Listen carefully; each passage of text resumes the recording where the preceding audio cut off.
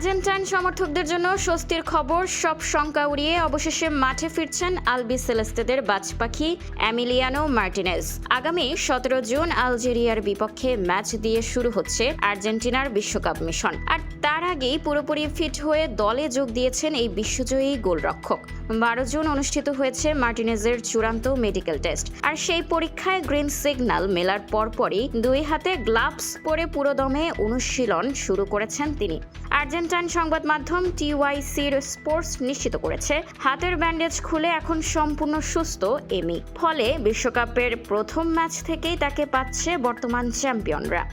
এর আগে গত 20 মে ইউরোপ লিগের ফাইনালে ঠিক আগ মুহূর্তে আঙুলে চোট পান মার্টিনেজ। এই অনাকাঙ্ক্ষিত ইনজুরির কারণে বিশ্বকাপের প্রস্তুতিমূলক দুটি প্রীতি ম্যাচেও মাঠে নামা হয়নি তার। মার্টিনেজের অনুপস্থিতিতে তখন আর্জেন্টিনার গোলবার সামলেছেন জেরোনিমো রুল্লি।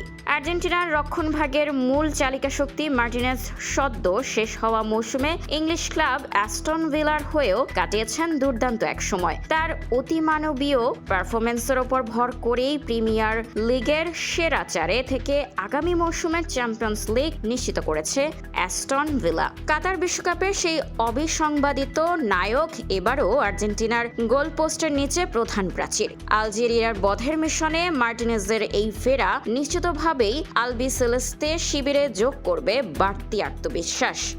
স্পোর্টস ডেস্ক, খোলা কাগজ, ঢাকা।